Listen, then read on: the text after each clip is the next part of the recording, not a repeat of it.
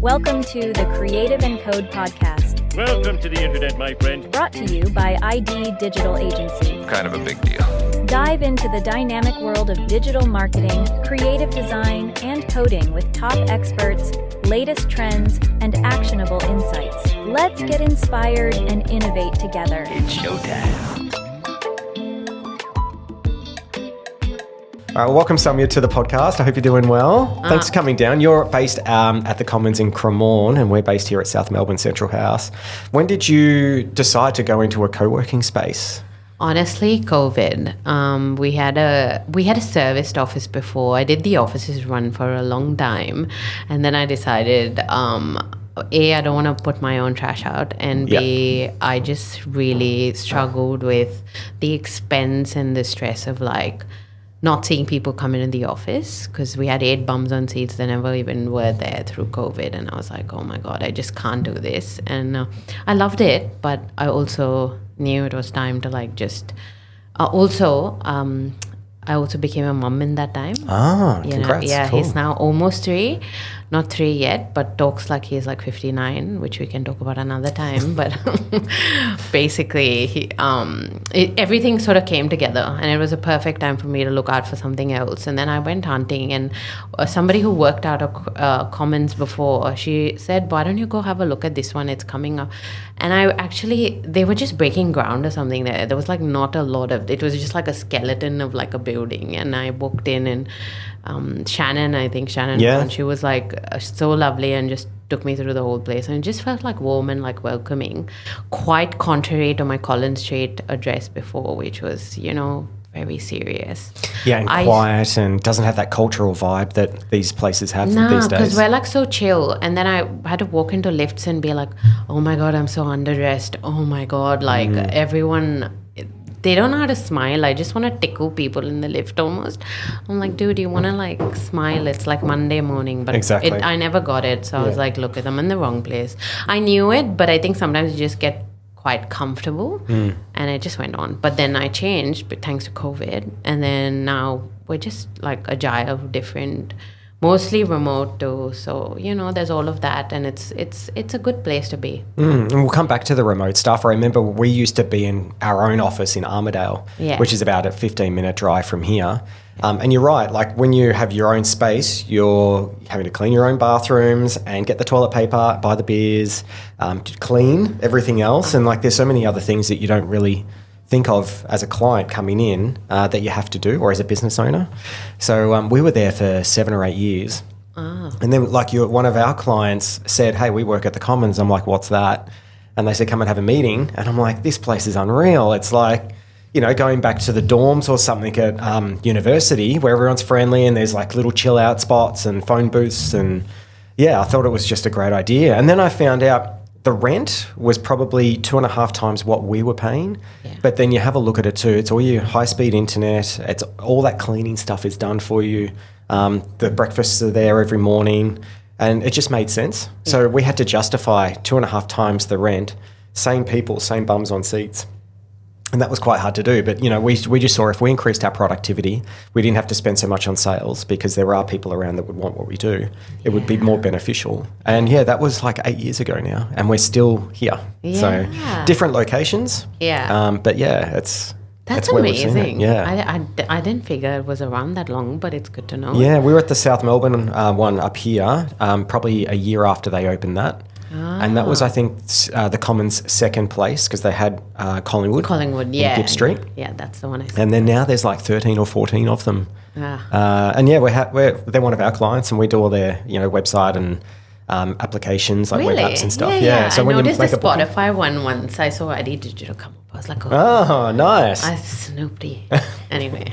So coming back to what we were talking about before with the co-working, and obviously working remotely too. How do you find that works for your business? Given, I think you and I are very similar in we like to be people. Yeah. If that makes sense, and have people around. Yeah. It's a lot of people these days like to be at home and be a little bit more introverted, or have that space where they can work a little bit more efficiently. How do you find it works for your business? I think for me personally, I still have to like force like, hey, everyone come in on Wednesdays days, because I'm just like, I just want warm, fuzzy things. But that's why the co-working space isn't such a bad thing, because something as a business owner, you can't share stuff with your team that you could potentially share with like randos around the space, you know, like it's just more chill sometimes, I think. Especially if someone across the hall's wearing a weird jumper or something, you need to be able to say that to someone. What do you think of that jumper? It's a bit strange. Or, I just really, honestly, I'm an open book. It's really bizarre because I could actually say really unnecessary things to people I work with. And it's really fun, like that I just have learned about, like, I don't know, forestry or like agriculture or like some really new spots. Because that was the cool thing even about the business when I started, because I learned about like, I don't know, earth moving, you know, because excavators was like one of the first clients I got like in, you know, in the days of yore. So I was like, I think the newness of what other people do is just really actually fun to learn more about. I really thrive in like understanding what I don't understand, and it's really actually been great for that, I think. Yeah, I saw on your website, so your business is Connect Labs, and it's people everywhere of how you want to connect, and everyone's got a story. And so I think, from what I could see, you really want to define the story for your clients and figure out what they do, and then be able to connect that through growth opportunities through tools like Hubspot. Yes, definitely. Jay, when we started, like in 2015, we were such a core marketing focused business. And prior to that, I worked at like a established / also startup-y spot in like the Mornington Peninsula for like 4-something years. Yeah. And there, the CEO at the time, who I used to work with directly, he and I like scoped out a few systems, and he also found HubSpot. And I'd just been fresh out of like, you know, my life at Google and, you know, coming out of like advertising and all of that. And HubSpot just sold concept over the software, which was, I think, the core reason that, you know, companies can grow with it. The concept of like attracting more people to your brand, you know, being nice and converting and all of that stuff really resonated with me in 2015. So I said, okay, you know, there's like a bit of a gap, and, you know, we'll sort of fit into that. But when we actually saw that the marketing space is like bursting with like a lot of different tech stacks, we thought that while content is like everything for most businesses, selling content just as content has its downsides. So like thinking about a tool like HubSpot and making it a bit more, you know, you can attribute a campaign better, you can do all of that stuff. You can do it separately with multiple tools, but you can do it really well with this one tool, is what we found. And so I took what I learned at that company, grew this, you know, sales marketing team, you know, by like, you know, 70%. And after that, I was like, look, this is where, you know, I think businesses can really grow. And that light bulb moment went off for you, and you're just like, I want to do this for others. And I find it quite baffling these days too, that not a lot of businesses have embraced this way of doing business, which can be, you know, through conversion forms and automation and workflows and all that kind of stuff. It can run almost itself these days through it. In order to obviously get those people connections is important too. But having the sales hub and having the marketing hub and all that kind of stuff connected in HubSpot just makes sense. And we try and, obviously there's the price factor, it's quite expensive, and that's always a draw card. And obviously their salespeople are very, very pushy. But the underlying core of HubSpot's actually very good. And I think we've got about a dozen or so clients of ours on HubSpot just for the web part of it, not really the sales part of it at the moment. And I know that's probably what you do more of anyway too. So what were the key things from like the HubSpot platform, especially back then it was a bit different, that, you know, got you attracted to it? Like I said, huge benefit for SEO, marketing, attribution, campaigns, and setting up landing pages, because, you know, obviously that's a developer's job. But easily enough, like a marketer could just sit there and say, hey, like, you know, someone's had a change of mind, we don't have to call like external dev team to like, you know, fix that up. Because a lot of these small medium businesses don't have in-house like dev teams, and it's like not like an easy thing to like go change something. You'd need like 20 different things, and the budget has to be also that big, which not everyone can get, you know, like either good talent or, so it's not just cost, it's also good talent, right? So I think I just saw that it's such a great thing that you can get a tool and then see everything in one place. Yeah. And I was sold on the all-in-one systemness of the marketing only tool at that time, and we're talking like 2020, like 11 or something. And then after that, I think it's had Sales Hub, and then we saw like everyone was like, oh, we've got a sales process, but all of this stuff that has to happen, like all the operations in the background, which, you know, all the process mapping, all the automation that comes with it. Yeah. You know, everyone was like, oh, you know, the forms come in, the lead sitting there. We've done all these campaigns, and then we want them to be qualified enough to take them to the next stage. MQL. Like, what do we do with that? And then we were like, oh, that's where there's a bit of like thinking work. It's very much a niche area that I found, is that people seem to just play and they don't do it correctly. One of our clients has had it done correctly, and it's incredible what they've been able to do. Yeah. They've only got 3 conversion forms on their website. One's to download a price list, one is to request a design consultation, and then one's a generic form. But all of them, based on the inputs as well, have different pipelines that they go through, or different flows that then respond with, you know, different emails. And then if they come back, or if they go to the website again, like, you can track that through HubSpot, which is amazing. And all these little, I guess, trigger points then convert it to the right person to say, yep, this is a very hot lead. They've got the money, they've got, you know, the right land or whatever it might be. This is for a modular building company.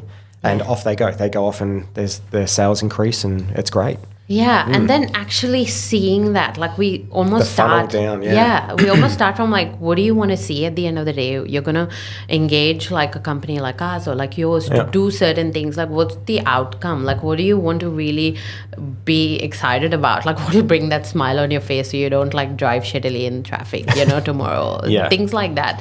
Like, we sit in, like, we have this chat and we're like, you know, so let's talk about those metrics. Like, how do you surface all of these things that are important to your that you can create in there are just phenomenal too. So it's very specific for your business. Yeah, it's gotten more and more complex. Now you need like more skills to do them. But if you know what you're looking for, it's actually beautiful to watch like everything in one place. Like it takes less out of you, and you don't need business analysts and like, you know, 3 others putting their head together to like actually figure out what they need to see.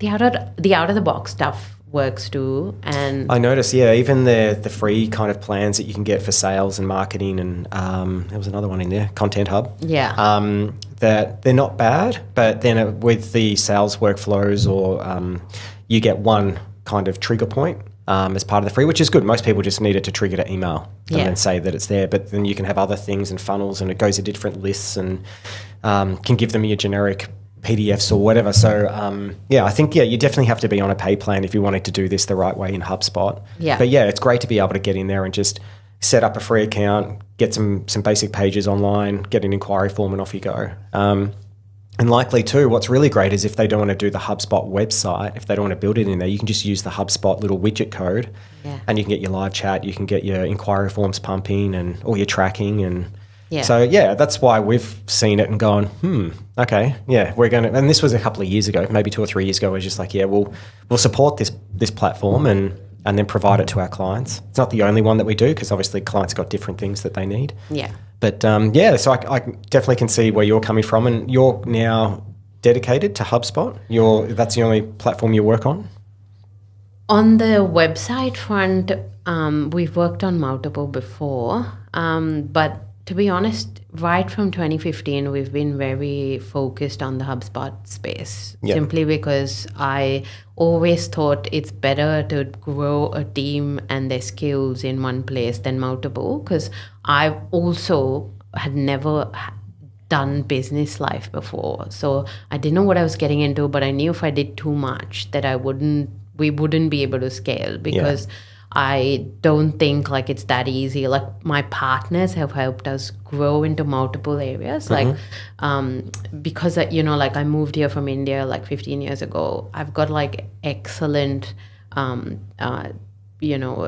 talent at my doorstep, because my friends own like really great digital companies, you know, in India. So I don't have to go hunting for them, or like, you know, had that benefit. That great. So you've got that consistent work still coming through. Yes, like it's work as in like, if someone said, hey, we have like Zoho and like a website, and we might need to integrate this with like zero plus like, oh, we've got Salesforce for sales, but we want marketing through HubSpot. Like, how do we make all of this work? You need like the brains to do it. Yeah. I just personally decided that if I hire locally for anything to do with anything outside of HubSpot, I would struggle with building that sort of like an ecosystem.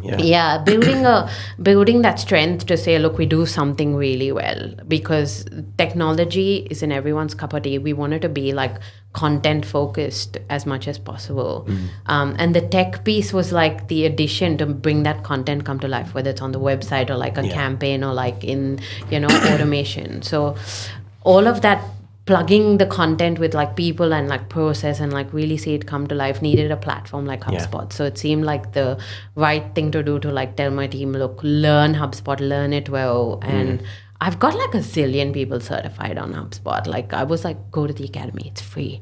Just get a certification. It's like, and you can put it on your LinkedIn, be cool.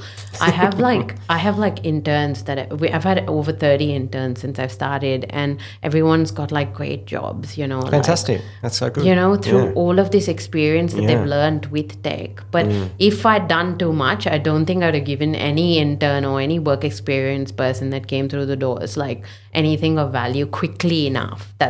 Anyway, in summary, like it's just, I think for me as a business owner, a conscious decision that I'll stick in the HubSpot space. Also, I loved working with a lot of people there over time. Yeah, I know. I saw that you had also been on a board of some sort as well for a year or so. Yeah, that's like the Partner Advisory Council. HubSpot's really good at trying to get like everyone involved in like a conversation, so you can have a say. So we did a fair bit of that when we were like super active in like growing that ecosystem in that time. Because I think when I first started the HubSpot user group in Melbourne, it was August 2014 or something, I think. And there was no HubSpot office in all of Asia Pacific, I think, in those days. Okay.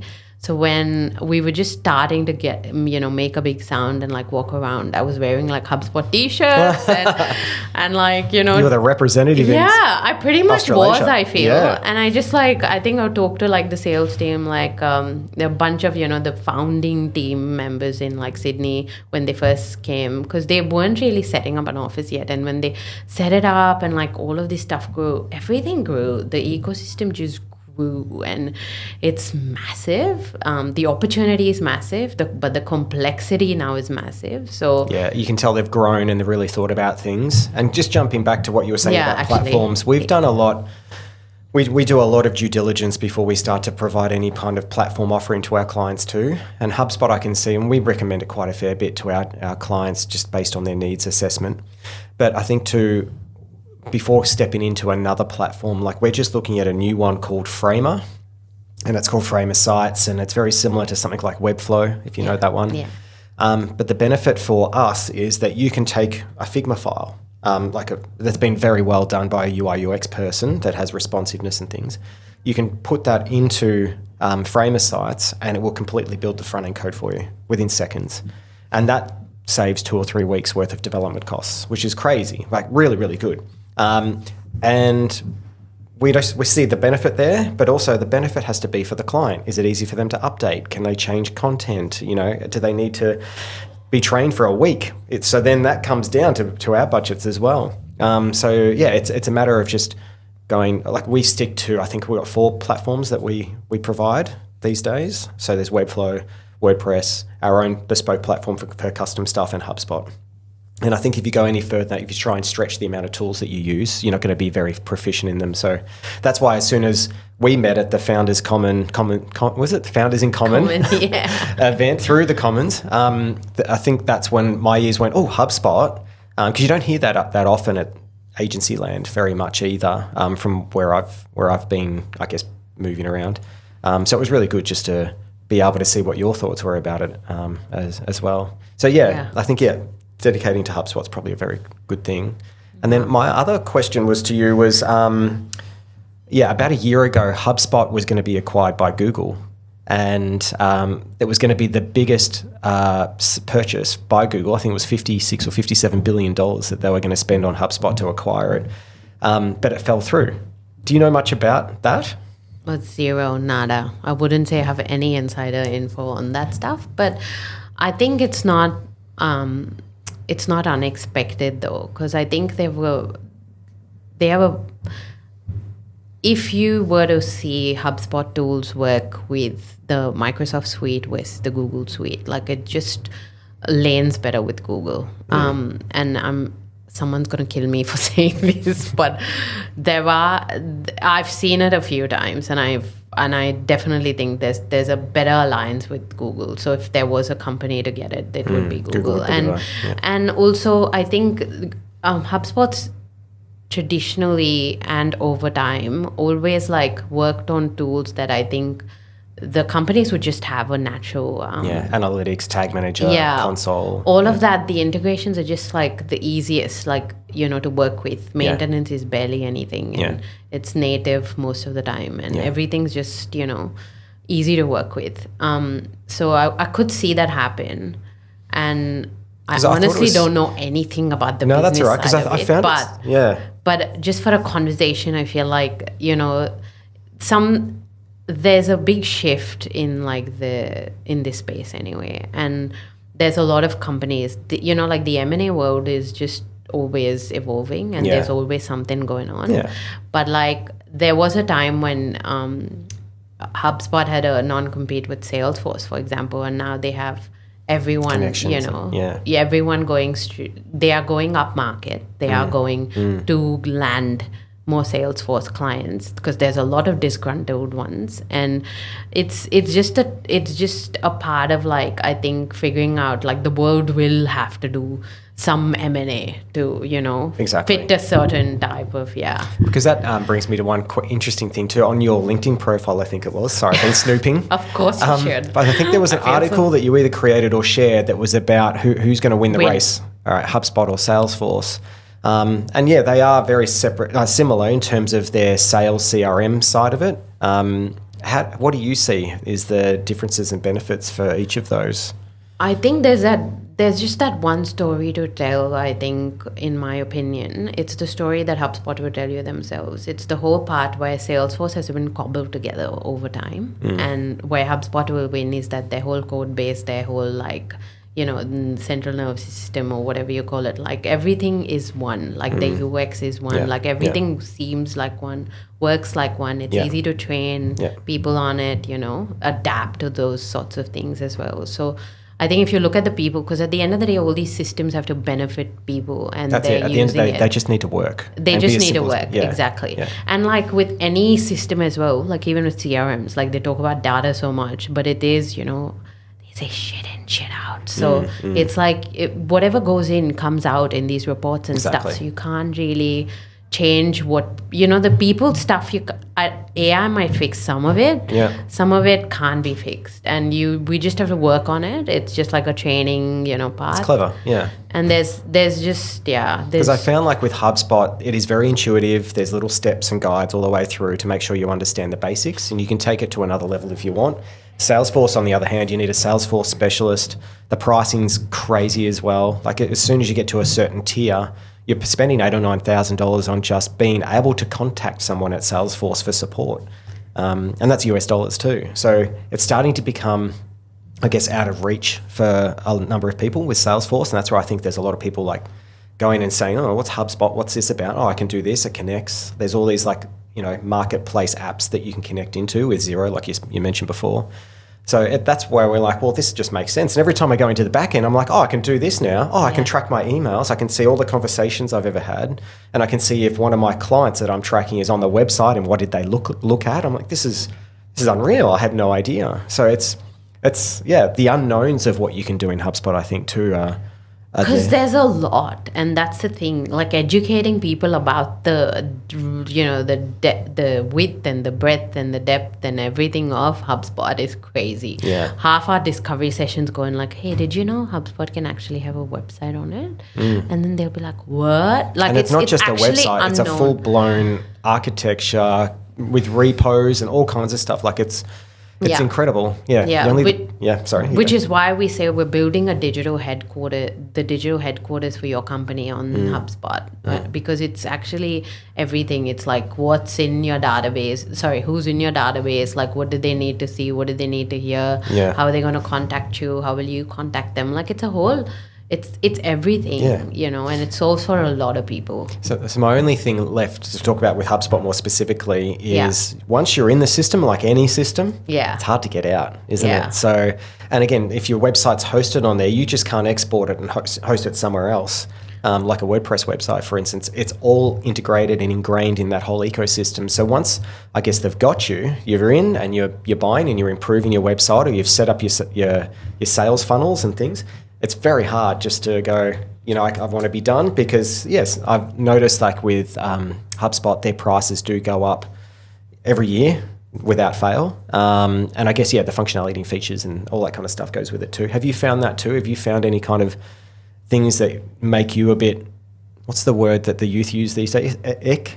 Cringe? Like, Yeah, yuck? I don't know. I don't Ick, honestly have to Google every time there's like a new word. I'm like, the what ick. does I that think it's even the mean? ick. Is there an ick with HubSpot for you? I mean, I know you're an advocate of it, but everything's got its pros and cons. Like, what do you see are some of the things that you're just like, I wish this could be better, or I wish they didn't contact me so much, or... Honestly, I think it's kind of like like you said, there's pros and cons, right? But there's also there's all this info that my brain has stored since 2015 or prior, 2011. So I have to I look at the evolution of it, and I'm just like, okay, so it did that and it did that. Oh, now it doesn't do it. It's gated. I have to pay for that stuff. So you have to then break down your brains into what's free, what's paid, what's super paid, what is crazy expensive.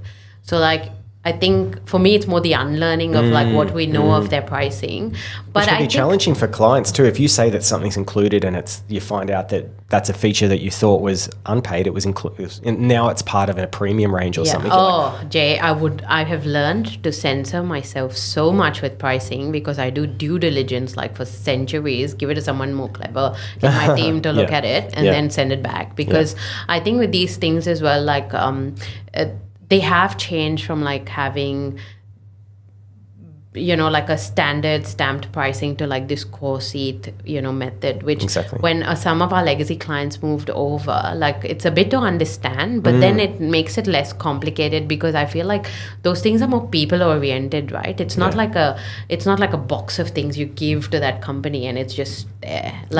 People and come in, their roles are different, their approach is much better now in a way for people to scale. But I think the understanding of it is always very complex. I almost feel like someone could have an actual job just making it less mysterious, to understand their pricing. They've got their hubs or whatever it is, and then you've got professional and startup, and then each one of those have got its own levels, and it's very hard to then calculate what do I actually need. So I think they just need some kind of calculator and say, I'm going to be running a website. They have do? Yeah, they have a calculator. They've got the bundling thing. They've thought about these things. But I think still for clients who come in, it's overwhelming. They just rather have it done for them. Yeah. So, I'm sure someone at HubSpot, the growth specialist or the sales guys would definitely do that for them and package it in. Yeah. But when they come to us, we often I think go back without focusing so much on the bundling of a software. We focus on the bundling of our services, and then say, because we're solving for what you only need, not the features that are available to you, but the 3 features that will change your life today, and we package that in. That's clever. Then, and then we're So what do you put the HubSpot pricing as part of your pricing model on a monthly basis or something? Is that what you would normally do? Or? Yes, because most of our clients actually, because there's 2 ways, right? You can actually get referrals from HubSpot through their team sometimes. But I think about 94% of our sales are all yours. My I don't think that HubSpot directory works very well. We were on there, and you just don't get anything unless you're like really high up and then, the filters are getting better. I think they're trying to work on it, but there's a lot on there. And I think a lot of US based businesses acquire Australian businesses, and then you're like, okay, there's these big and elite probably ones the right up the preferred top. and- What are you going to do? But like not everyone needs the big ones. They want someone really, doing local the or personal agile. touch. Yeah. So I think that's why we kind of fit in, and I'm happy with that. We sort of, I think I don't know if it's just motherhood or if it's just like COVID or like this whole change in like the ecosystem itself, because I started my business in my 20s. It's, it comes with, like, I knew what I was doing in some ways, but like I've learned people are the best and the hardest, bits of growing a business. So I was like, what's the best thing that I can do with what I've got? And now it's nice to be agile in a certain way and not be like overwhelmed by wanting to rank in a directory, but it's a good way to, I think, keep yourself motivated as well. So there's a bit it's of like the new awards system. Like we're not into awards. We'd rather be rewarded by our customers getting the results that they're looking for. But sometimes it's always good to get those reviews on Google. So we make sure that any clients, we ask them to put their reviews on, and that's growing. Yeah. But that also helps our search and things like that too. Yeah. I think that's good. I would love if our clients would just do it on their own without I know, us but again, there's so asking, many but- roadblocks. They have to log in and they have to find the page. And so we've tried to overcome that. I've had it automated, I've had it personalized, I've had it sent out, but it's still like sometimes quite hard for people to find the time. So I was like, sometimes you tell them like this, copy and paste this Yeah. testimonial. It's got all our keywords in it. It would work really well for us. And I think some of them are, but most of them do it. They just do need a nudge though. And it's just a matter of like how easy or hard it is, like you said, for them to actually do it in their day. And that's sometimes the roadblock as well with HubSpot is, what's this going to cost me, right? So we always put into our proposals, this is the approximate cost that you can expect based on the features that you need with HubSpot. Yeah. And that's just easier for them than having to go through and figure it out themselves. Yeah. Cool. All right. Well, let's do the speed round. We're almost there. Oh my God, stressful. No, I appreciate it. And then, maybe just before we do that, if anyone does want to work with you at Connect Labs, obviously it's people that are looking to increase their sales, that want to do better conversions on their website, that want to be able to understand where their conversions are coming from, and then have those automated procedures that will email them or highlight or flag certain conversions as being a hot, warm or cold lead and things like that. Is that basically what you do? Yeah, that's the bottom line of it. Mostly we do a very good job of creating a lead qualification framework for businesses and then mapping that to technology. So that goes from like when someone hits your website to after they become a customer and an evangelist or promoter, and then list that out and then plug in where people fit, and then what tools will help them do the jobs that need to get done. So it's like a core part of like a service we offer called CRM design. I saw that. Yeah, it's actually kind of fun because I read it just feeling like the stuff that's there in the real world, like with like how they process map and like say, okay, this is the you can see it and then we'll build it in and blah, blah. But like the complete opposite. We'll like actually build it and just give it to them and say, what's wrong with this bit? Because we've talked about X, Y, Z. We don't want to sit and like keep drawing out pictures or like doing the thing because it's so easy to do in HubSpot. You go and like add a bunch of deal stages and like a bunch of like automation pieces and you say, okay, does this work? And then you're just working with the client and it just sets it up. So it's so important for those clients that get just emails coming through with inquiries and they're like, have I responded to that person or and should I follow it up? I mean, all these procedures just make it happen. So if you qualify them, what to say, where they need to go, who needs to respond to them, what automation path they're going to take, at what time they'll bring you revenue, which is all that we want. It's a great little business. And I wish you all the best. Let's get into the speed round for you. So these are just one worded answers if you like, or if you want to go into a bit of detail, that's cool. So do you prefer creative or code? Creative. Favorite design tool? Oh, if you use one. I mean, I'd say I don't use any very actively, to be honest, because someone in my team would, but I don't personally. So I'm a bit stumped. Favorite website? One that you access a lot, let's say. God.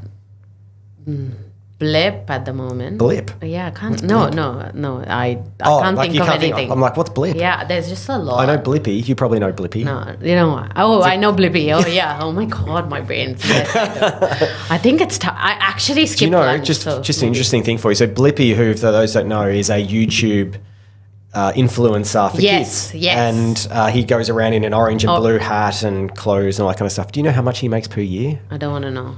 I just want to switch jobs as it is. Like I'll tell you though. Early learning's nuts. Yeah, it's about $26 million No. by just creating video content for kids. It's crazy. It's amazing. If you get to that point, and he's got a really good method and process, and now he's introduced new characters, and so he's the Wiggles of America basically now. I've seen him pop up because we're very new to the TV. Oh, right, yeah. And we can chat 3-year-olds about will be it. Yeah. All right, this was meant to be a speed round. I Sorry know, about that. sorry. How many Me hours? too. How many hours a week do you work? Countless, but at the moment I'd say 27 or something like That's that. pretty good. Yeah, because Yeah. you've got your mum and all that too. Yeah, I've got 2 days of mum life, and might change, but we don't know. That's Yeah. good. You're running a business, and that's good. Oh God, it was miserable before. I worked crazy hours, so this feels like a forced. I have to do it. That's so good. I'm doing it. Yeah. What's the app you open first every day? I think it's a journaling app. It's really something I'm focusing on doing. Wow, it's like mindfulness and well-being. And Actually, just the Apple one. You know, there's a journal. oh yeah, I know the journal one. Because Yep. I put an alarm. It asks you to, how like, you're feeling. And, yeah. You can add whatever you want. You can add a video. You can add pictures from like what you just did. You can add like a voice thing. And if I just do that, then I feel like I'm better for it. And there's a Well done. mindfulness one called Oak as well, which I just hop in and I'm just like quietly listening to it. Because in the morning I get this like 30 minutes of great quiet time. Yeah, It's yeah. beautiful with my coffee. It's funny as a business owner, sometimes, like for instance, this morning I woke up and I was just like in a grumpy mood, and I'm like, oh, and I've got all these things I need to deal with today, and we've got appraisals coming up, and I'm like, even though it's the start of the year, I'm just feeling the pressure already. And then with these apps, and sometimes all you just need to do is do some breathing exercises and get your head straight. Yeah. We all go through it, Yeah. don't we? Coffee or tea? Coffee. Dark or light mode? Light. Light mode. Yeah. Mac or PC? Mac. Work from home or work from office? Office. Cats or dogs? Dogs. Favorite font? Man, we just set one up that is really bizarre. It's like Fig Tree. Fig tree. Yeah, it's just bizarrely in my head, like Fig all tree. the I'll have to time look it now. up. Because everyone picks like Inter and like all these. I love looking at typography. I'm learning a lot about it off late. Yeah. But I usually it's like some branding person's job. But Yeah. I don't know. Once you start getting a bit of an idea of what constitutes a good website, and it's all the fonts and colours and structure and It white is. space and stuff. Yeah, you start to go, oh, that's a nice one. It's And beautiful. I've always known stuff, but then I've never loved all the. Now I sit on Google Fonts and just find, and then all like paid fonts to find like pairings and like really weird stuff. So I love that stuff. But if you really ask me, it's really hard. But I'd say Fig tree. at the moment it's stuck in my head. I don't know why. Nice. I've been What's more important, design or spec? design. What's your favourite snack while working? God, I love eating an apple. It's really Apples. weird. Yeah, that's good for you. Pineapple on your pizza? Yes or no? No. No. Definite no. I'm a yes on that one. Summer or winter? Winter. Even though I love summer, but my skin doesn't love it, and neither does my hair. But I am a beach person. It's really weird. So Summer. yeah, Okay, city or countryside? country. Final question. If you could time travel, would you go into the past or would you go into the future? Oh my god, I don't know. I feel like the past, because the future, who knows? Like, Yeah. it's kind of almost scary. It's I'd daunting, rather I not reckon. be. But if I can go back to the past, I know exactly where to go. Yeah. Like what I want to avoid, and which year I'd rather place some prefer. bets and things, Yeah. Because there was this beautiful time. My childhood was really lovely in like a beach town. So I'd love to go back to that. It was really fun. And Goa in India, if you haven't been, you should go. It's beautiful. Yeah, no, I'm looking forward to. We used to work many, many years ago, 10 years ago or so. We had some freelancers that were working over there. One of them now works here Oh for my God, us. that's amazing. So, yeah, we got their visa done and brought them over, and yeah, they just say sometimes the countryside is just incredible over there, and it's divine because like most people know a lot of these places like tourists. It's so different when you grow up there and like climb blackberry trees and pull stuff off, drive a bike and like, I don't know, and do just the easy disgusting life. things to your knees.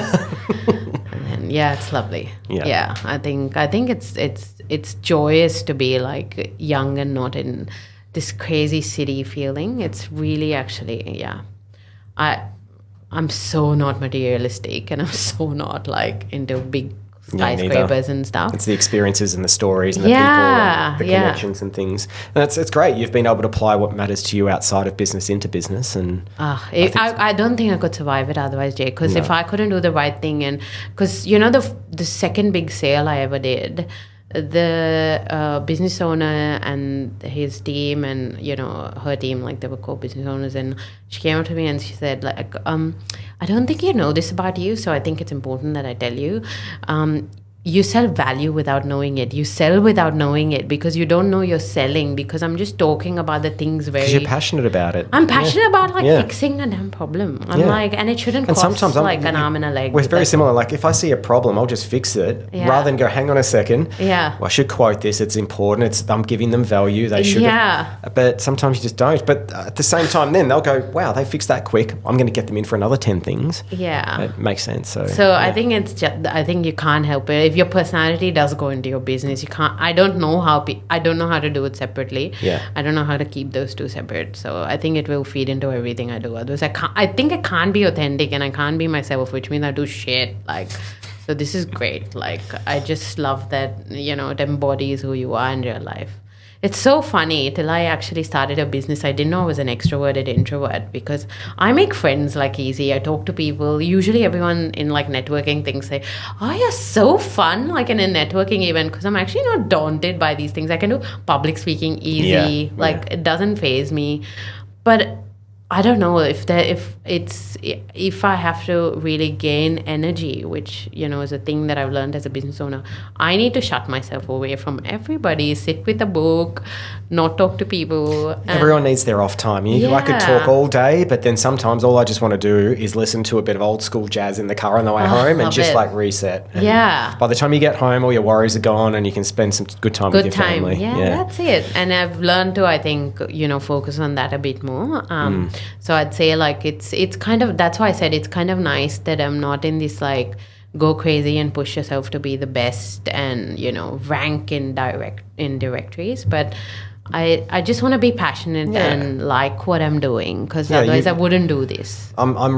It's very similar. I like my little bubble. Yeah. I don't have to have a big bubble. I don't have to be everywhere and flying everywhere or whatever. I just think if you've got a great little family and you've got a great job and the people that you work with are happy, you're set. You're done. You don't have to continually keep expanding or growing your own business if you're supporting and helping others. Which do the same. honestly, on the outside, you don't hear enough of, because everyone's like, hustle, become bigger, like become better. What's your growth? I was like tracking growth 150% year on year. This is great. I can do this. Like, this is going to be fine. I couldn't do it. Yeah. And then I think there is burnout. There is learning. There's like the school of hard knocks. There's all of that. And then I think the maturity that there's so much that life is just, business is like a part of like who you are and your life. And I don't want that churn either. I don't want to be going through employees. Like our employee retention rate's 7.5 years now. That's amazing. For any agency, it's about a year and a half. And the reason is we just don't push our team to work stupid hours. They know, and they got families, they got lives. That's, you work to enjoy. You don't, live to work. So I think, just having the right attitude and making sure that the people that you work with or your clients and suppliers or whatever have that same philosophy, it just makes things a lot easier. 100%. Yeah. So if anyone's keen on, upgrading their conversions and their websites and things, go over to connectlabs.com.au. .co actually. .co. That's the modern domain name. So connectlabs.co. Check it out, and I wish you all the best for the next couple of years. So it's great. Appreciate that, Jay. Thanks so much. This has been really great. Awesome. Thank you. Thanks for tuning in to the Creative and Code podcast. That's all, folks. We hope you enjoyed this episode and found it as inspiring and entertaining as we did. Remember, there are plenty more episodes to explore, so make sure you keep listening for more creative insights and coding tips. A big shout out to our amazing sponsors and the team at ID Digital Agency for making this podcast possible. Got a story to share or want to be a guest on our show? We'd love to hear from you. Send us a 2-minute or less audio clip to creativeandcode@iddigital.com.au. Suggestions, ideas, or just want to say hi, we're all ears. Thanks again for listening. Until next time, stay creative and keep coding.